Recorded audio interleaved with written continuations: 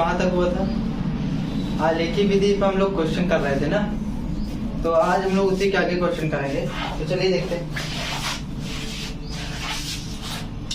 निम्न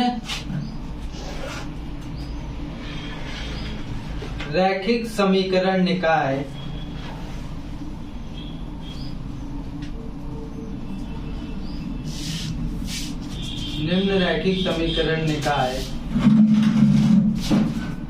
को आलेखी विधि द्वारा हल कीजिए। तो आलेखीय विधि द्वारा हल कीजिए।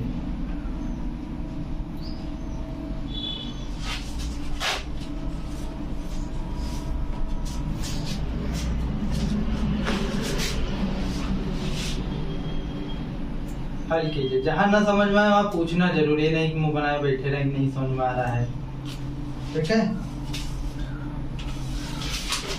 पहला नंबर है 2x minus 5y plus 4 is equal to 0। एक है आपका 2x plus 5y minus 8 is equal to 0। इसी में सेकंड क्वेश्चन है x plus 2y minus 7 is equal to 0।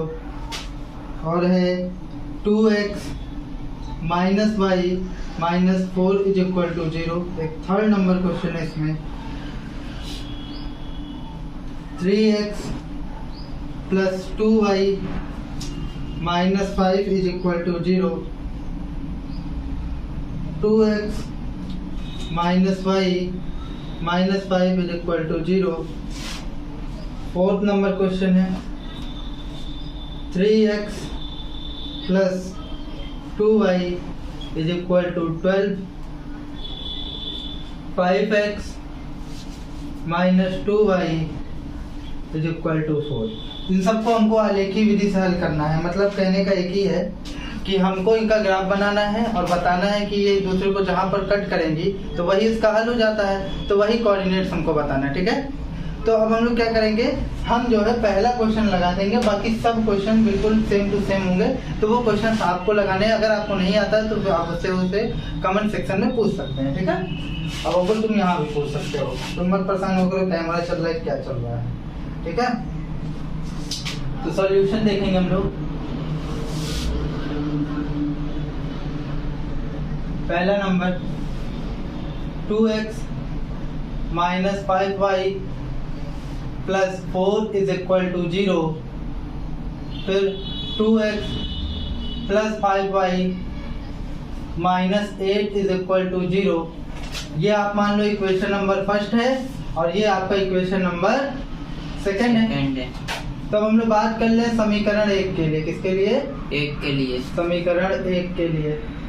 तो जब हम बात करेंगे समीकरण 1 के लिए तो इस एक समीकरण को हम उतार लेते हैं 2x minus 5y plus 4 is equal to 0। अब हम आपसे ही पूछते हैं कि इसको सॉल्व करने का क्या तरीका है। क्या तरीका है? हम इसके पहले कोऑर्डिनेट्स निकालें। कोऑर्डिनेट्स किसका निकलेंगे? x को यहाँ पर कुछ वैल्यू देंगे, x बराबर 3 रखने पर। तो जब x बराबर 3 रखने पर हमने ऐसा लिख दिया तो अब ये क्या हो जाएगा 2 into 3 minus 5y plus 4 is equal to 0। 2 तिहाई 6 माइनस 5y प्लस 4, 5 सही से बना दे, 5y plus 4 is equal to 0। कोई दिक्कत नहीं। अब देखो 6 4 कितना हो जाएगा 10 माइनस 5y बराबर 0। तो 5y बराबर, या ऐसा कर दे माइनस 5y बराबर माइनस 10। अब देखो 5 दूनी 10, यहाँ पर y इज इक्वल टू क्या आ जाएगा 2 आ जाएगा। माइनस से माइनस भी कैंसिल हो जाएगा। अब क्या होगा, आपको एक कोऑर्डिनेट्स मिल गया a, एक कोऑर्डिनेट्स आपको a मिल गया। जब आपने x को 3 वैल्यू दी तो उसके करस्पॉन्डिंग y क्या निकल कर आया 2 निकल के आया। कोई प्रॉब्लम नहीं। बताओ, इधर इसको रफ कर दे रहा हूँ। ठीक, क्वेश्चन उतार लिए वो? बता रहा हूँ। ठीक है, बाकी मैं एक ही क्वेश्चन बताऊंगा आपको। इस तरह के पीछे कई क्वेश्चन हुए हैं तो बाकी आप खुद ही करेंगे। तो अब हम लोग क्या करेंगे, x इज इक्वल टू कुछ फिर वैल्यू देंगे, x इज इक्वल टू -2 रखने पर। तो जब हम x इज इक्वल टू -2 रखेंगे, अच्छा ये कंफ्यूजन तो नहीं होती कि -2 काहे रखती है, हम कुछ भी रख सकते हैं, ठीक है। तो ये आप कंफ्यूज मत होइएगा, पूरे रियल नंबर में कुछ भी। तो 2 into -2 -5y plus 4 is equal to 0, ठीक। 2 दूनी कितना हो जाएगा 4 -4 plus 5y plus 4 is equal to 0। जरा समझो, ये माइनस पॉजिटिव, ये माइनस नेगेटिव, कोई दिक्कत नहीं। 5y इज इक्वल टू 0 हो जाएगा। अब यहाँ पर y की जब वैल्यू निकालेंगे तो y इज इक्वल टू हो जाएगा 0/5 और यहाँ पर y इज इक्वल टू हो जाएगा आपका 0, यानी एक कोऑर्डिनेट्स आपको मिला। क्या मिला? b मिला। जब आपने x को -2 वैल्यू दी तो उसके करस्पॉन्डिंग y क्या निकल कर आया? 0। क्या निकल के आया? 0। कोई दिक्कत नहीं। अब हमारे पास समीकरण 1 के लिए काम हो गया। अब हम लोग समीकरण 2 के लिए काम करेंगे। तो पहले आप इसको जल्दी से उतार लीजिए।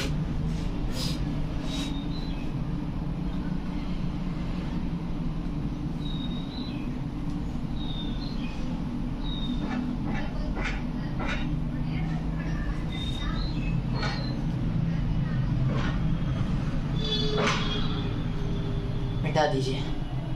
वो पेज उठाओ नीचे वाला। उठाओ उठाओ।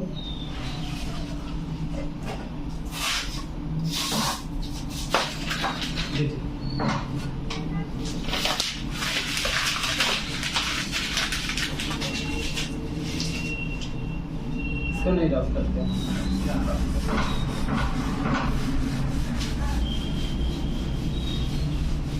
तो समीकरण 1 के लिए जब काम हो गया तो अब यही काम हम लोग समीकरण 2 के लिए करते हैं। तो चलिए समीकरण 2 के लिए एकदम आराम से सीखेंगे, कोई जल्दबाजी नहीं। 2 के लिए तो अब 2 में भी हम लोग x और y की वैल्यू चेंज करेंगे। तो x इज इक्वल टू -1 रखने पर, क्या रखने पर? -1। जरूरी नहीं आप मैं बार बार कह रहा हूँ कि जरूरी नहीं -1 ही रखा जाए, कुछ भी रख सकते हैं। तो -1 रखेंगे तो ये हो जाएगा 2 into -1 plus 5y -8 is equal to 0। तो ये हो जाएगा -2 plus 5y -8 is equal to 0। ठीक है, वही क्वेश्चन फिर तो नहीं उतारिए हम, नहीं इस बार प्लस उतारे, ठीक है। -8 यहाँ पर तो गड़बड़ नहीं हुआ है, नहीं हुआ है। तो ये हो जाएगा plus 5y -10 is equal to 0। 5y is equal to कितना हो जाएगा? 10। तो ये हो जाएगा 5 2 जा 10। तो y इज इक्वल टू कितना आ जाएगा? 2 हो जाएगा। यानी एक कोऑर्डिनेट्स आपको c मिला। कब आपको c मिला? जब आपने x को -1 वैल्यू दी तो उसके करस्पॉन्डिंग y आपको क्या मिला? 2 मिला। तो -1, 2 हो गया। ठीक, अब हमको जो है एक कोऑर्डिनेट्स और चेंज करना है समीकरण 2 के लिए। नीचे वाला थोड़ा मत उठाइएगा, वो वाला, अरे यहाँ कहाँ, क्या नहीं लिखे थे? वो कोऑर्डिनेट। चलिए कोऑर्डिनेट्स में आगे बताऊंगा आपको। कोऑर्डिनेट्स आया था, एक आया था 3,2, दूसरा आया था -2,0। ठीक है, ये सी मिल गया। अब हमको डी की बात करनी है। 3,2 आया था 3,2 और -2,0 और एक आया -1,2। अब हम लोग x बराबर 4 रखेंगे। x बराबर 4 रखने पर, x बराबर जब 4 रखेंगे तो देखिए क्या होता है। 2 into 4 plus 5y -8 is equal to 0। तो 4 दूनी 8 plus 5y -8 is equal to 0। अब देखो यहाँ 8 से 8 क्या हो जाएगा बेटा? कैंसिल हो जाएगा। तो ये क्या हो जाएगा? 5y इज इक्वल टू 0, यानी y इज इक्वल टू, अगर मैं डायरेक्टली 0 रख दूं तो कोई दिक्कत, नाराज तो नहीं हो गया इससे, क्योंकि जो नीचे जाएगा तो पूरा 0 ही हो जाना है। ठीक, कोई दिक्कत। यानी एक कोऑर्डिनेट्स आपको d मिला। d कब मिला? जब आपने x को 4 वैल्यू दी तो उसके करस्पॉन्डिंग y क्या निकल कर आया? 0 निकल कर आया। कोई दिक्कत नहीं। ठीक है। अब हम लोग को इसका ग्राफ प्लॉट करना है, तो ग्राफ प्लॉट किया जाए। करिए।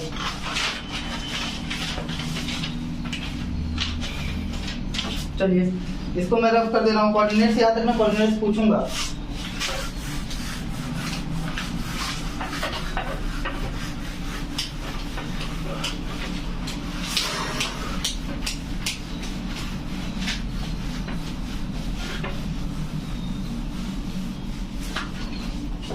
तो सबसे पहले हम लोग यहाँ पर एक्सेस बना लेते हैं, ये आपकी एक्स एक्सेस और ये आपकी वाई एक्सेस। Y axis. ये वाई एक्सेस की पॉजिटिव डायरेक्शन, ये वाई एक्सेस की नेगेटिव डायरेक्शन, ये एक्स एक्सेस की पॉजिटिव डायरेक्शन, ये एक्स एक्सेस की नेगेटिव डायरेक्शन। ठीक है। अब यहाँ पर आप कुछ पॉइंट्स को लोकेट कर दीजिए, ये 1, ये आपका 2, ये आपका 3, ये आपका 4 and 5 and so on. Bar bar number नहीं लिखेंगे क्योंकि भद्दा हो जाता है डायग्राम। 1 2 3 4 5 6 7। एक बात समझिएगा, ये माइनस में होगा क्योंकि अपोजिट डायरेक्शन में है।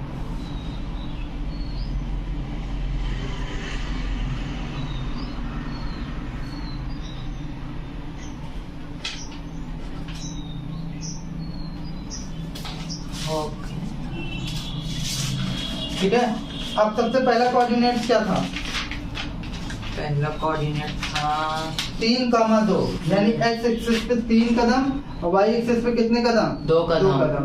तो ये हो गया। इसमें क्या नहीं समझ में आता हमको ये बताया करो जहाँ दिक्कत हुआ करे। तो ये वाला आपका पॉइंट हो गया ए 3,2। ठीक है। अब हम लोग क्या करेंगे? सेकंड पॉइंट लोकेट करेंगे। सेकंड कोऑर्डिनेट क्या था? -2,0, यानी एक्स एक्सिस पे कितना? -2, यानी 1 और 2, तो यहाँ पर है। अब वाई एक्सिस पे एक भी कदम नहीं क्योंकि -2,0, तो ये बी कोऑर्डिनेट हो गया -2,0। ठीक है। अब इन दोनों को हम क्या करा दें? मैच करा दें।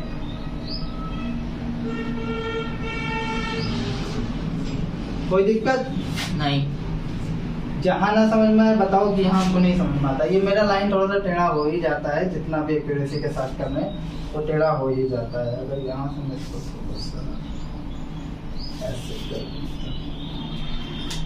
थोड़ा सा टेढ़ा है। ठीक है।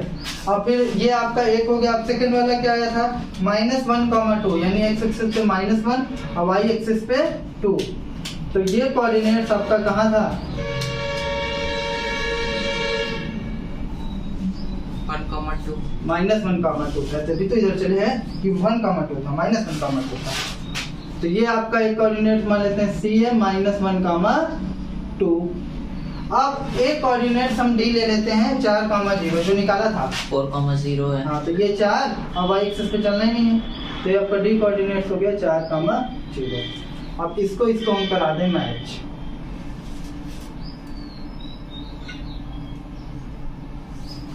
हल्का से गड़बड़, आराम से करेंगे तो जल्दी वाली। ये एक दूसरे को कट किए। अब जहां पर ये एक दूसरे को कट किए ना, वही आप एक्स और वाई की क्या होगी? वैल्यू हो जाएगी। तो देखो एक्स को कहां पर कट करेंगे? एक्स को कहां से कट करेंगे? चेक करिए। अगर देखा जाए तो एक्स को ये 1 पर कट कर रहे हैं, अगर तुम ध्यान दो ना, x को कहां पर कट कर रहे हैं? x बराबर 1। तो इसका हल क्या होगा? x बराबर 1। और y को कहां पर कट कर रहे हैं? y को ये कट कर रहे हैं 1 पॉइंट समथिंग कुछ, यानी 1 पॉइंट। अगर इस छोटा छोटा गैप लो तो लगभग 2 मान लेते हैं। ठीक है। अब यहाँ पर जरूर नहीं, हमको कैसे पता चला 2 पे कट किया? वो दिक्कत नहीं, इसको मैंने पहले से सॉल्व किया, आंसर 1.2 है। जब आप ग्राफ पेपर पर करेंगे ना एग्जैक्ट, तो वो पक्का 1.2 पर ही कट करेगा। तो आप वैसे भी देखिए यहाँ पर थोड़ा सा ज्यादा है ना 1 से, तो इसको हम 1.2 मान सकते हैं। क्या मान सकते हैं? 1.2। इसको हम लोग थोड़ा सा और सिंपल कर सकते हैं। ये हो जाता है 12/10, यानी कि 2 × 12 और 2 × 10, यानी हम सीधे कह सकते हैं x बराबर 1 आया और y बराबर कितना आया? 6/10। 5 आया, कोई दिक्कत नहीं। कोई दिक्कत। इस तरीके से हल निकलता है। अब आपके मन में ये कंफ्यूजन नहीं होनी चाहिए कि ये आपको कैसे पता चला 1.2 कैसे आया, कैसे पता चलेगा भैया। यहाँ पर हम कितना भी कर लेना हम एग्जैक्ट नहीं बता पाएंगे। क्यों? क्योंकि यहाँ पर हम कितना भी अच्छे से बनाए तो कुछ ना कुछ एरर तो आना तय है, क्योंकि ह्यूमन हैंड है ना, तो ये इससे एरर पॉसिबल है हमेशा।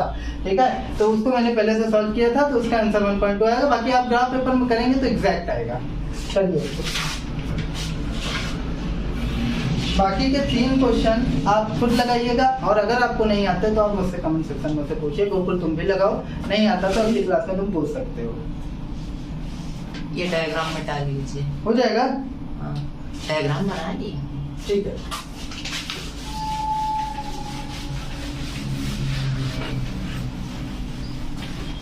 वो मत डाल, तो नहीं लिखना था क्या? हाँ, 6/5 था ना? हाँ, ओके, 6/5 था।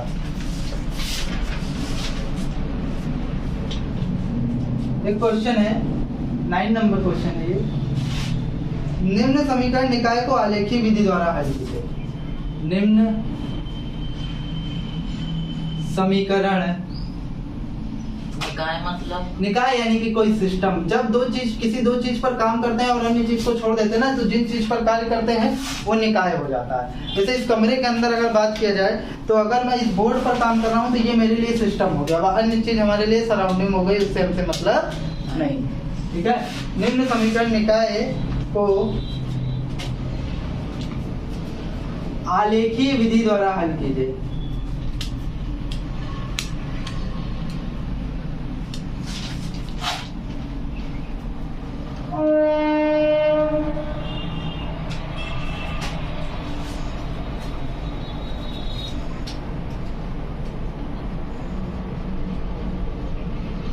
ठीक है, तो आपका जो सिस्टम है, ये निकाय है, वो है 3x + y - 11 = 0, और एक है x - y - 1 = 0। तो इसमें मुझे बताना पड़ेगा क्या? नहीं, वही x और y की आपको वैल्यू चेंज करते जाना है, करस्पॉन्डिंग आपको x के करस्पॉन्डिंग y मिलेगा। कम से आप 2 ही निकाला करिए, 2 से ज्यादा भी निकाल सकते हैं, लेकिन मतलब नहीं निकलता ना। हमारा काम 2 में हो जा रहा है, तो हम क्यों अपने आप को फंसाएं। तो चलिए देखिए, ये आप लोग स्वयं करिएगा। नेक्स्ट एक क्वेश्चन हम लोग करेंगे।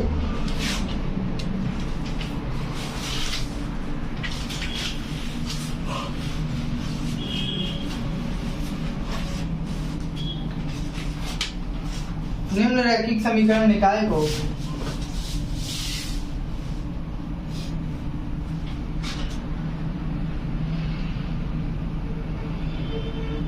हल कीजिए। ठीक है, अच्छा हल करना था, इसमें एक काम और करना था थोड़ा सा। 3x + y - 11 और x - y - 1 = 0। यहाँ पर भी 0 था। ये इक्वेशन नंबर आपका फर्स्ट था, ये इक्वेशन नंबर सेकंड था ना। तो सिर्फ हल नहीं करना था, एक चीज और ये जोड़े थे उसमें। इन रेखाओं से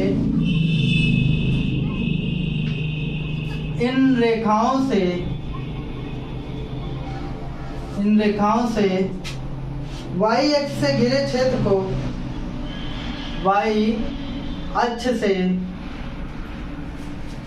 घिरे क्षेत्र को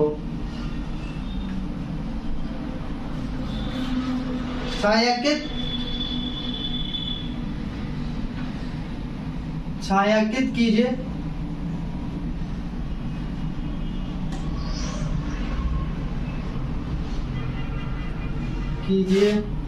तथा छायांकित क्षेत्र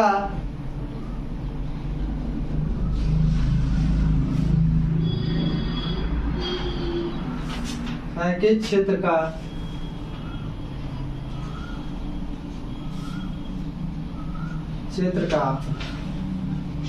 क्षेत्रफल ज्ञात कीजिए। क्वेश्चन थोड़ा सा जोड़ दिया है ना, तो इसको हम लोग थोड़ा सा जल्दी करने का प्रयास करें। पिछले क्वेश्चन है उसमें थोड़ा सा जोड़ा था, इसलिए मैंने इसे पूरा लिखा, इसे मैं कराऊंगा। देखो, पहला काम है इसको हल करना है, वो तो जानते ही हो। दूसरा काम है, इससे वाई अक्ष से जो क्षेत्रफल, वाई अक्ष से जो त्रिभुज बन रहा है, इन रेखाओं से वाई अक्ष से घिरे क्षेत्र को छायांकित कीजिए तथा छायांकित क्षेत्र का क्षेत्रफल ज्ञात कीजिए। तो जो भी क्षेत्र बनेगा वो आपका क्षेत्रफल होगा, मतलब वो आपका त्रिभुज होगा और उसी त्रिभुज का हमको क्षेत्रफल निकालना है। देखिए सबसे पहला काम हम लोग करेंगे क्या, समीकरण 1 के लिए ले लेंगे। समीकरण 1 के लिए, समीकरण 1 के लिए, समीकरण 1 को हम लिख लेते हैं। तो ये हो जाएगा 3x plus y minus 11 is equal to 0। हाँ, अब इसमें मैं सीधे एक डब्बा बना के करता हूँ और हल नहीं करूंगा, हल करने का काम आपका है। मैंने आपको बार बार वो चीज सिखाई है ना। तो x और y हम लोग ले लेते हैं। तो x और y, तो जब आप x को इसमें 2 वैल्यू देंगे तो इसके करस्पॉन्डिंग 5 निकल कर आएगा, और जब आप x को 3 वैल्यू देंगे तो उसके करस्पॉन्डिंग 2 निकल के आएगा। मतलब 2 कोऑर्डिनेट्स आपको, एक कोऑर्डिनेट्स a मिलेगा 2,5 और एक कोऑर्डिनेट्स आपको मिलेगा b 3,2। ये समीकरण 1 का काम हो गया। ठीक है, अब हम बात करते हैं समीकरण 2 की।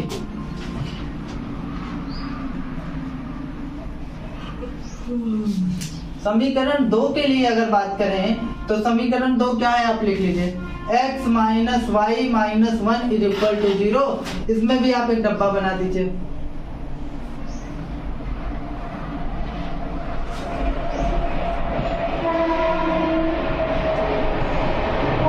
इसमें क्या है, इसमें जब आप इसको 0 वैल्यू देंगे तो ये आपको देगा करस्पॉन्डिंग -1, और ये आपको 1 वैल्यू देंगे, ये आपको इसको करस्पॉन्डिंग देगा 0।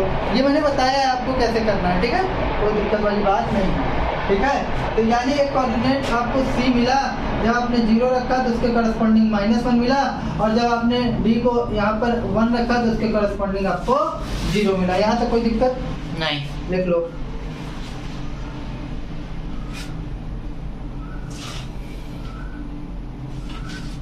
ये कोऑर्डिनेट से याद रखना, जबकि हो गया। हो गया।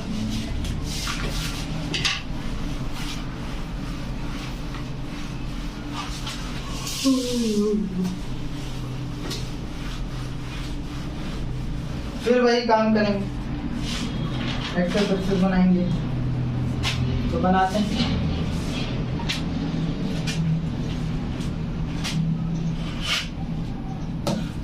ये y एक्सिस की पॉजिटिव डायरेक्शन, ये y एक्सिस की नेगेटिव डायरेक्शन, ये x एक्सिस की पॉजिटिव डायरेक्शन, ये x एक्सिस की नेगेटिव डायरेक्शन। ये हो गया आपका ओके। 1 2 3 4, यहाँ पर भी 1 2 3 4, वो भी माइनस में हो जाएगा। ये 1 2 3 4 माइनस कर दो 5 ले लीजिए। 1 2 3 4 5। आप सबसे पहले इस कोऑर्डिनेट को देखो, x एक्सिस पे कितना 2 और फिर 5, यानी ये 2 1 2 1 2 3 4 5, तो यहाँ कहीं आएगा।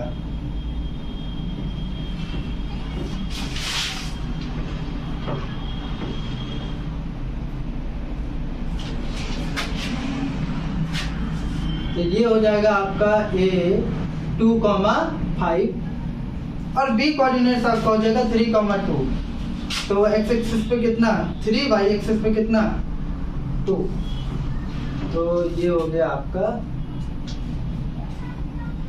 3,2 है, सॉरी 2 यहाँ पर।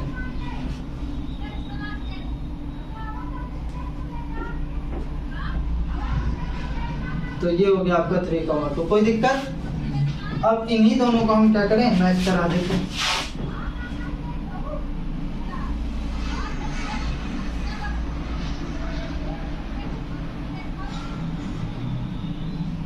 अपने पास डिजिटल बोर्ड होता तो बहुत मजा आ जाता। ये चीज बहुत आसानी से समझ में जाती और बहुत आसानी से कंप्यूटराइज्ड हो भी जाती, धीरे धीरे हो जाएगा सब कुछ। ठीक है, अब देखो ये कौन सा कोऑर्डिनेट था 3,2। अब नेक्स्ट देखते हैं C 0,-1, x एक्सिस पे 0, y एक्सिस पे कितना -1। तो ये कोऑर्डिनेट हो गया 0,-1। फिर D वाला कितना 1,0, तो ये यहाँ पे, यहाँ का नहीं होगा। ठीक है, तो क्या है 1, 0, 1 एक्सिस 1 और ये 0, तो ये D हो गया 1, 0। तो अब इसको हम लोग क्या करा दें, मैच करा दें। हमसे क्या बोला था क्वेश्चन, अगर तुम पढ़े होगे तो y अक्ष से घिरे क्षेत्रफल का, तो y अक्ष से घिरे क्षेत्र का क्षेत्रफल, तो y अक्ष से तो केवल इतना ही है ना बेटा, देखो, तो इसी का हम लोगों को क्षेत्रफल निकालना है। तो इसका एक बिंदु, तो y अक्ष से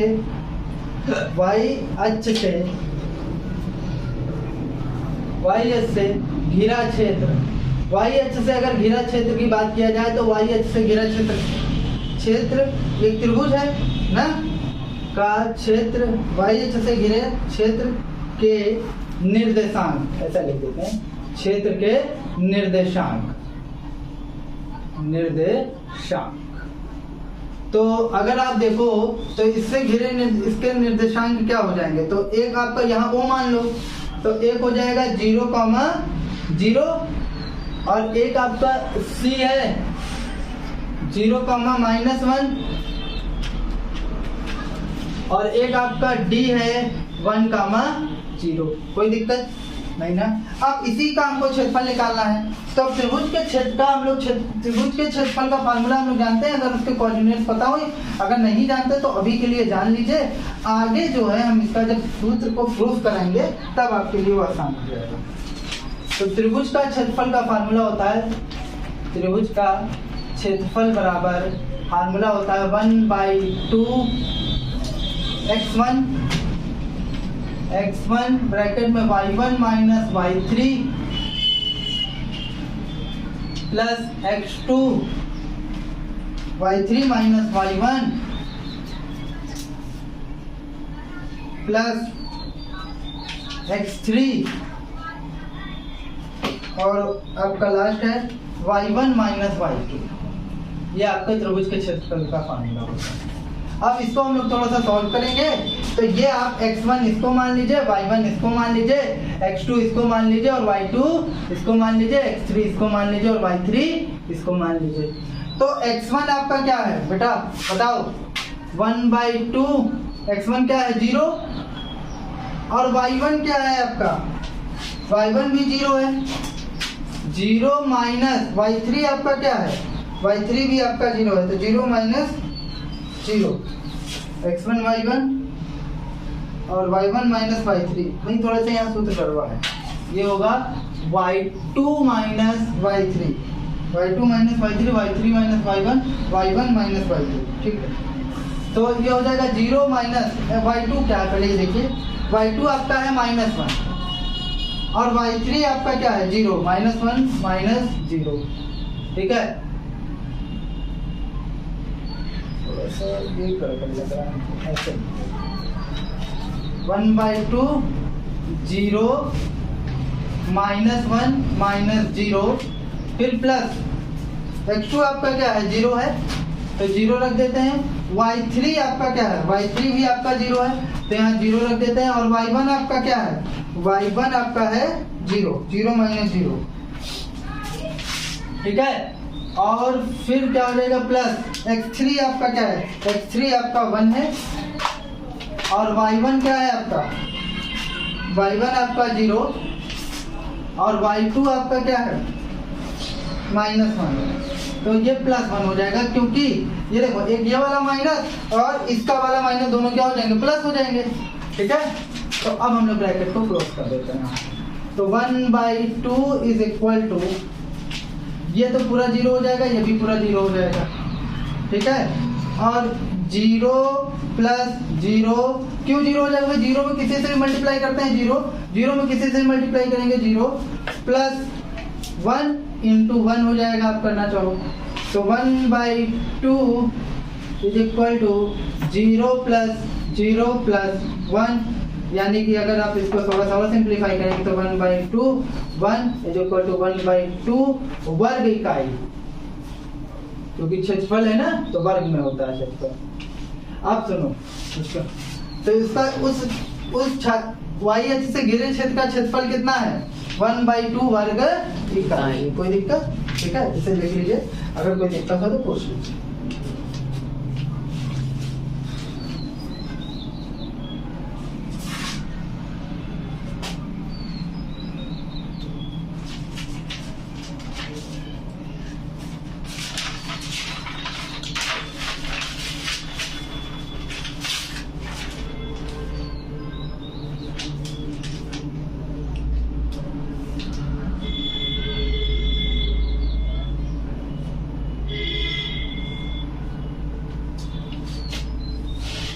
लीजिए।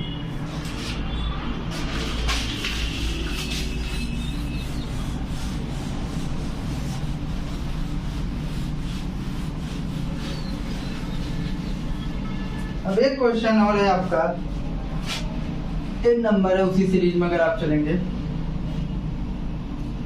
निम्न रैखिक समीकरण निकाय को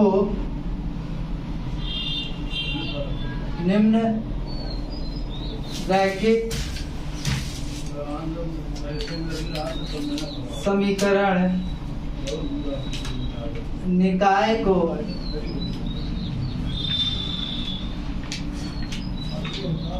आलेख विधि द्वारा हल कीजिए।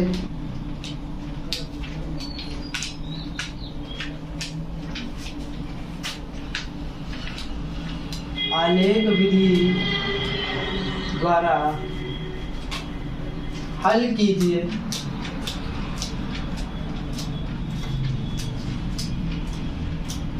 हल कीजिए क्या है आपका 4x minus 5y minus 20 is equal to 0, 3x plus 5y minus 15 is equal to 0 तथा इन समीकरण द्वारा निरूपित रेखाओं तथा इन समीकरण द्वारा निरूपित रेखाओं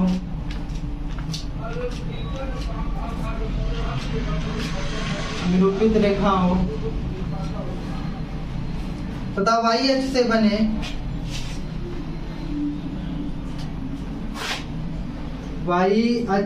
बने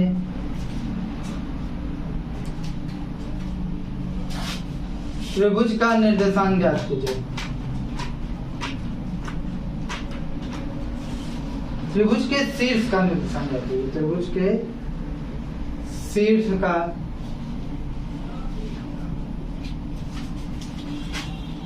निर्देशांक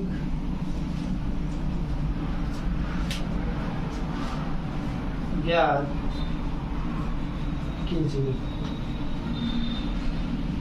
तो सबसे पहले हमको इसका क्या बना आलेख बनाना है। और आलेख बनाने के बाद त्रिभुज का जो क्षेत्र होगा, क्षेत्र जो उसके 3 शीर्ष होते हैं भैया, एक त्रिभुज है उसके कितने शीर्ष होंगे, 3 शीर्ष निकलेंगे। वाई एच भाई ऐसे कुछ बनेगा तो वाई एच से जो भी घिरा होगा तो उसके शीर्ष का हमको क्या निकालना है, निर्देशांक निकालना।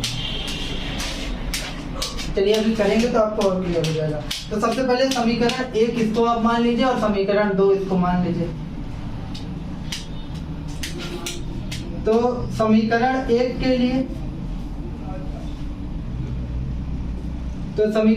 के लिए अगर बात किया जाए तो 4x minus 5y minus 20 is equal to 0। अच्छा, इसमें भी हम लोग पहले x और y कोऑर्डिनेट को चेंज करेंगे, उसके करस्पॉन्डिंग हमको x और y की वैल्यू मिलती जाएगी। तो ये x ये y, ठीक है। तो जब आप 0 रखोगे तो इसके करस्पॉन्डिंग आपको मिलेगा -4 और जब आप 5 रखोगे तो इसके करस्पॉन्डिंग आपको मिलेगा 0। अब समीकरण 2 के लिए बात करिए आप।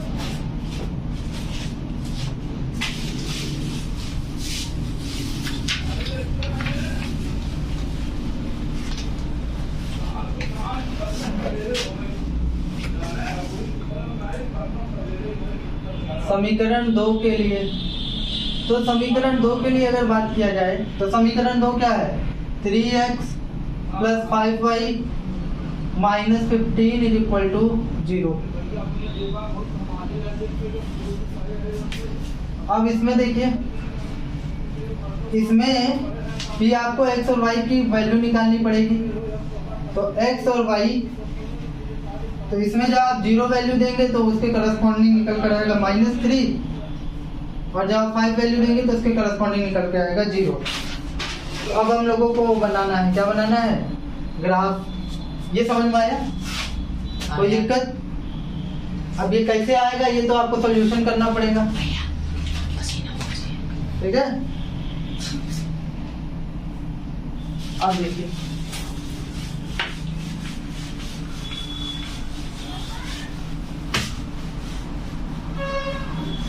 ये हमको एक्सेस का ही काम। तो अब हम बनाएंगे फिर से, ये इस तरीके से कुछ बनेगा, बन गया।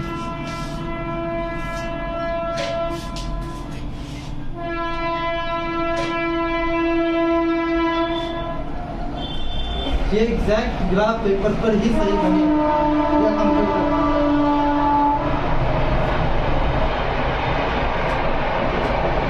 अब देखो सबसे पहले x एक्सिस पे 0, y एक्सिस पे कितना -4, तो -4 मतलब नीचे वाली डायरेक्शन पे 1 2 3 4 1 2 3 4, यानी ये हो गया आपका 0, -4 और एक कोऑर्डिनेट्स आप इसको मान लीजिए। बी देखिए 5, -0 5, 0, यानी एक्सिस पे कितना 1 2 3 4, थोड़ा सा इसको और बढ़ा लीजिए, 5 तक चाहिए ना हमको, और ये 5 1 2 3 4 5, तो ये हो जाएगा 5, 0, जिसको आप बी कोऑर्डिनेट्स मान सकते हैं। अब इसको और इसको आप मैच करा दीजिए।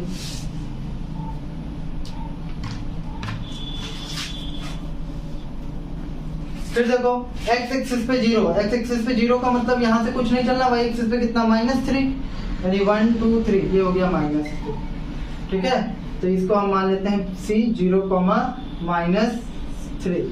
फिर क्या 5, 0, यानी x एक्सिस पे कितना 5, 0, तो 1 2 3 4, तो यही पॉइंट आएगा। तो जब इन दोनों को हम मैच कराएंगे तो कुछ इस तरीके से मैच करेगा ये, ठीक है। अब ये त्रिभुज बन गया हमारा, यही तो त्रिभुज है क्यों कोई, इसी त्रिभुज के हमको निर्देशांक बताने थे।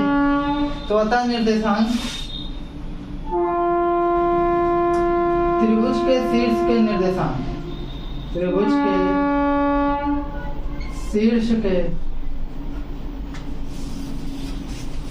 निर्देशांक,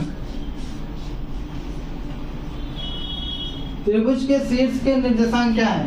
पहला आपका मिला था क्या, ए मिला है आपको 0, -4, यही है ना बेटा, 0, -4। शीर्ष मतलब इसकी तीनों चोटी, ये वाली और ये वाली। तो हमारे केस में एक चोटी यहाँ पर है, एक चोटी यहाँ पर है और एक चोटी यहाँ पर है। तो तीनों के निर्देशांक क्या है, एक का 0, -4 और एक का क्या है b 5, 0 और एक का क्या है c 0, -3। कोई दिक्कत नहीं ना, देख लो, बना लो इसको, बना लिए, ठीक है। तो आज हम लोग इसको यहीं पर समाप्त करते हैं, लेक्चर लंबा हो रहा है ना, तो आज अभी यहीं पर इसको समाप्त करते हैं, फिर नेक्स्ट वीडियो में मिलेंगे। तब तक के लिए नमस्कार। अगर आपको कोई कंफ्यूजन है तो आप पूछिए, और कोई सजेशन है तो वो भी दीजिए।